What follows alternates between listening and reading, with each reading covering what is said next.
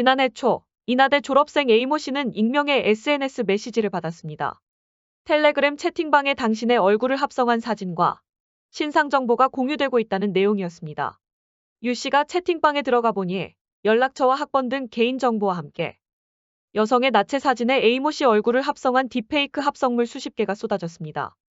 A모 씨의 목소리로 노예, 주인님과 같은 단어를 말하는 음성 파일도 있었다고 합니다. 참가자는 무려 1200명. 방이 개설된 시점은 지난 2020년이었습니다.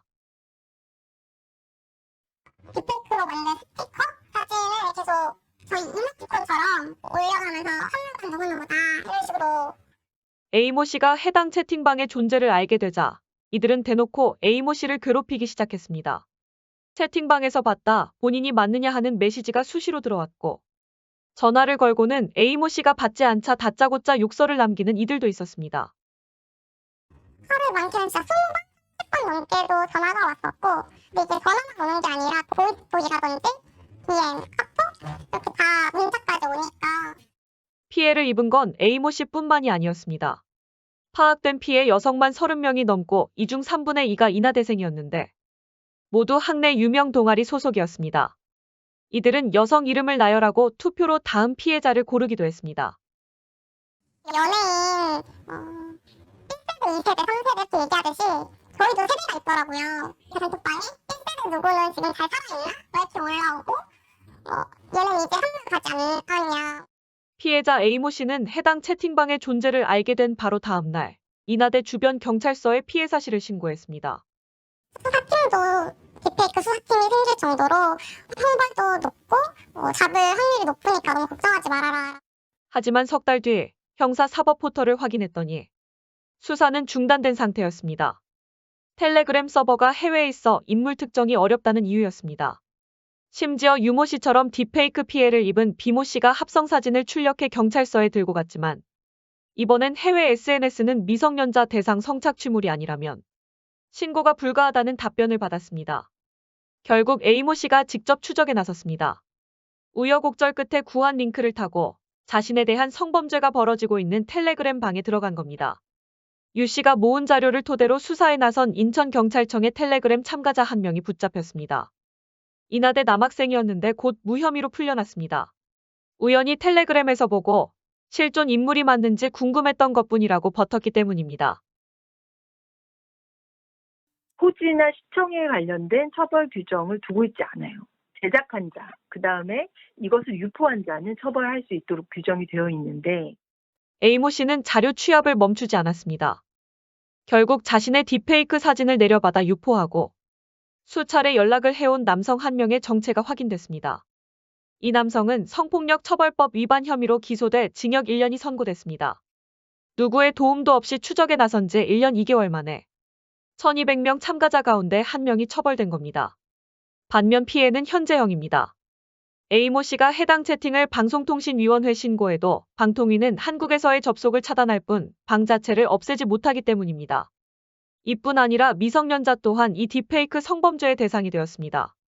지난 4월 중학생 A 양은 자신의 얼굴과 다른 사람의 나체가 합성된 딥페이크 사진이 담긴 동영상을 봤습니다. 사진을 만든 건 같은 반 남학생 B군이었는데 B군의 친구 2명이 이 사진을 몰래 촬영해 다른 학생들에게 보여주고 다니면서 동영상의 존재가 알려지게 됐습니다. 이 학교 여학생만 6명, 다른 학교 여학생 1명도 피해를 본 걸로 드러났습니다. A 양의 부모는 학교에 피해 사실을 알렸지만 학교는 4일이 지나서야 학교 폭력으로 접수했습니다. 초기에는 가해 학생과 분리 조치도 제대로 이뤄지지 않았고 한 달 넘게 지나서야 가해 학생을 다른 반으로 보냈습니다. 휴대전화 어플을 통해 손쉽게 합성 영상물을 만들 수 있게 되면서 최근에는 중학생은 물론 초등학생으로까지 딥페이크 범죄가 퍼지고 있습니다. 하지만 학교 당국의 인식은 제자리 걸음입니다. 학교 현장에서 디지털 성범죄가 늘고 연령도 어려지고 있는 만큼 교육당국의 단호한 대응이 필요하다는 지적이 나옵니다. 인터넷 검색 몇 번이면 어렵지 않게 찾아볼 수 있는 딥페이크 사이트입니다. K-팝 아이돌 등의 얼굴로 조작된 음란물이 가득합니다. AI 합성 기술로 유명인을 디지털 성범죄의 표적으로 삼은 건데 일반인도 예외는 아닙니다. 지난해 이른바 지인 능욕방 사건으로 충격에 빠진 C모 씨는 피해자 중 한 명입니다. SNS에 올려뒀던 평범한 사진이 음란물로 둔갑해단 채 채팅방에 뿌려졌을 때 공포가 여전합니다. 함께 퍼진 연락처로 성희롱 메시지까지 쏟아져 한동안 집 밖에 나가는 것조차 두려웠습니다.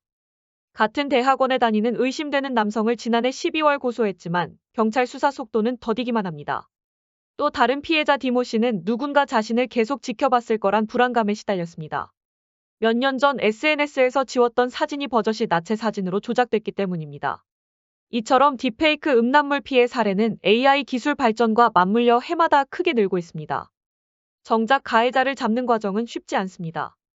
대부분의 범행이 해외에 서버를 둔 플랫폼에서 이뤄지는 탓입니다. 일정한 경우 IP 등 정보 회신이 여의치 않을 때가 있습니다. 이러한 때에는 다양한 경로를 추가적으로 이용하여 피의자를 특정해야 하는 어려움이 있습니다. 합성 방법이 무척 손쉬워지고 있는 만큼 향후 그 증가세는 더 강해질 것으로 예상됩니다. 오늘 뉴스에 대한 대중들의 반응입니다. 명백한 제보를 했는데도 나라꼬라지가 왜 이 모양인지. 가해자 전부 퇴학 처리하고 신상 공개하고 전자발찌 필수. 사회에서 단절돼야 한다. 진짜 10대 범죄가 날로 악해지네요. 우리 때는 불만으로 인한 일탈 이런 거였는데 요즘 10대들은 범죄를 즐기는 것 같음. 빠따가 다시 부활 좀 해야겠는디. 시청자분들의 생각은 어떠신가요? 의견 자유롭게 남겨주세요.